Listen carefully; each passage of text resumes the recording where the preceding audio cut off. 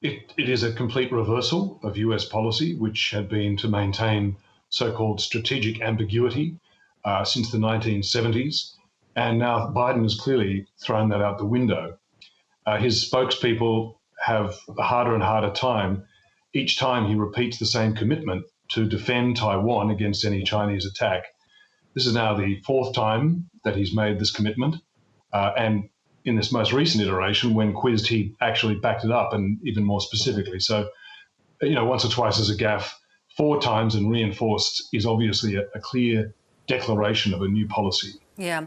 Is it his intent to, do you think, take a very hardline approach to China and their expansionism?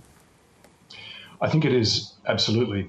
The reason, one of the main reasons that the US resisted this sort of clarity for a long time was that the idea was that it would encourage the Taiwanese leadership to be reckless, to declare independence or to take other bold moves which would provoke China.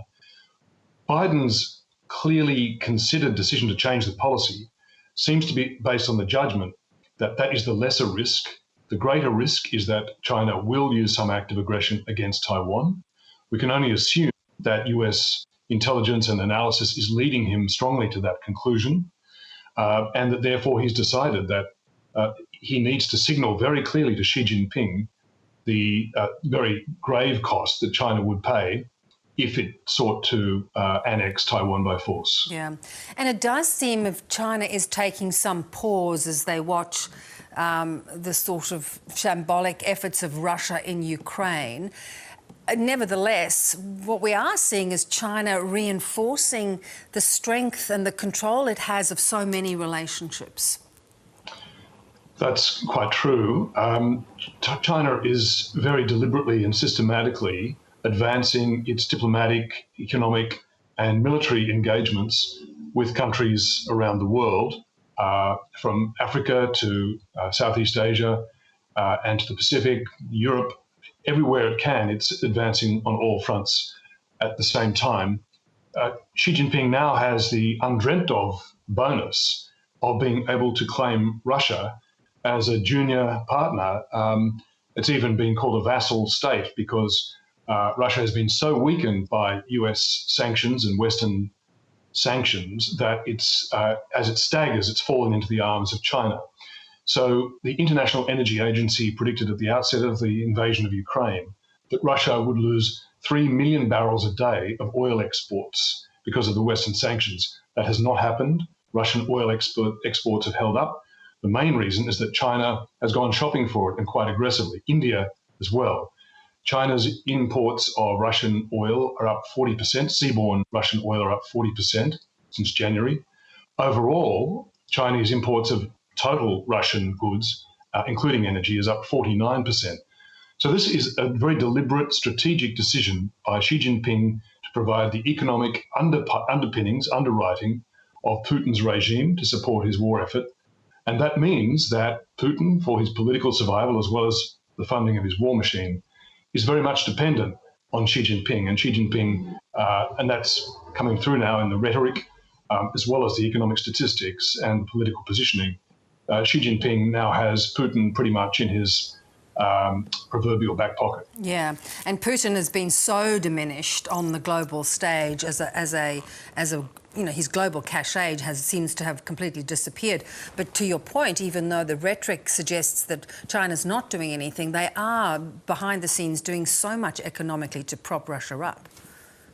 Well, you'll hear many analysts, Bev, saying that China has this very fine line. It's a very balanced policy between Russia and the West. No, it's not. It's a very clear strategic decision. Maybe they don't like to talk about it a lot, so it's not in the rhetoric, but it's in the trade statistics and it's in the currency flows. China is supporting Putin. Without China, the Russian state would essentially be insolvent. What does it tell you, Peter, about, the ongoing growth and control China will have, given China hasn't even met its economic potential just yet, even though it is going through something of a hiccup at the moment? Well, it's pretty interesting.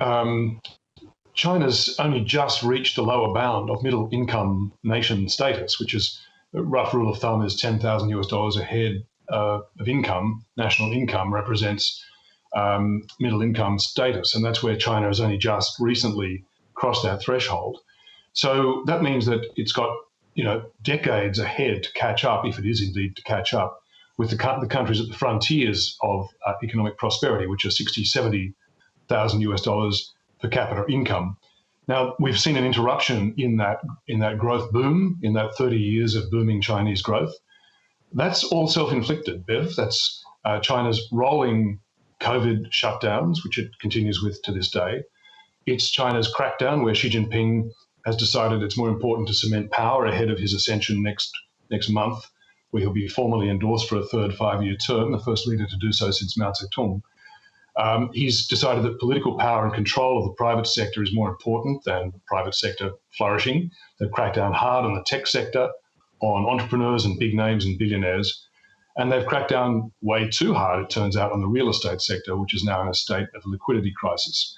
All of those are policy errors which can be reversed, and China could resume strong economic growth. The question will be whether Xi Jinping puts a premium on economic growth once he's secure in his job for a third term, or whether his paranoia and suspicion of the private sector keeps him in a constant state of repressing private activity and private investment. But it's his call. And how much of a hiccup could it be to China's ambitions if he continues down this path?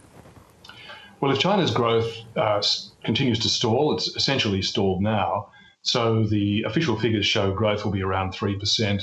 The official target was to get 5.5%. And that's the generally agreed potential growth that China has. But if it continues to stall, and it needs 6-7% growth just to absorb the number of new entrants into the workforce every year, by the way, but if it continues to stall at these levels, it will mean that its economy probably will not manage to overtake the US economy. It means that the living standards, aspirations and ambitions of its people, in middle class in particular, could be frustrated. And that upends the entire contract that the leadership and the basis for legitimacy has with the Chinese people. So it's a threat to China's medium-term strategic and economic dominance, and it's also a threat to its internal political contract with its own people. Great to talk as always. Thanks, Peter. Pleasure, Bev.